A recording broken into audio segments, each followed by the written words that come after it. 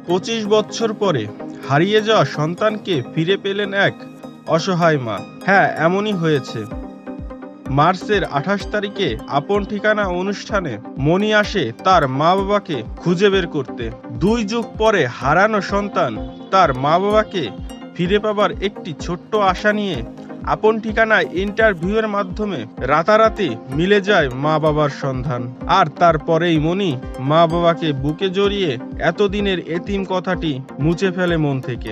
নিজে কখনো ভাবেনি মা বাবাকে ফিরে পাবে, তবে সেই না পাওয়া ভাবনাকে আজ সত্যি করলো আরজে কিবরিয়া।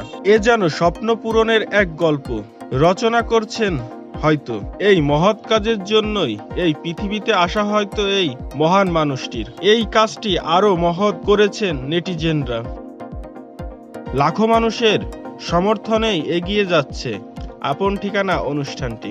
বর্তমান সময়ের লাখো মানুষের প্রতিদিনের রুটিন হয়ে দাঁড়িয়েছে এই আপন ঠিকানা অনুষ্ঠানটি দেখা এবং শেয়ার করে আরো মানুষকে দেখানো। হবেই না কেন, ভালো কাজের সহযোগিতা করে সকলেই। তা আবার যদি হয় মহৎ কাজ, তাহলে তো কোনো কথাই থাকে না।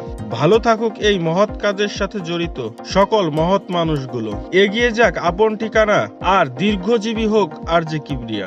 যারা আপন ঠিকানাকে ভালোবাসেন তারা অবশ্যই ভিডিওটি বেশি বেশি শেয়ার করুন এবং আরো ভিডিও পেতে চ্যানেলটি সাবস্ক্রাইব করে সাথেই থাকুন। সবাইকে ধন্যবাদ।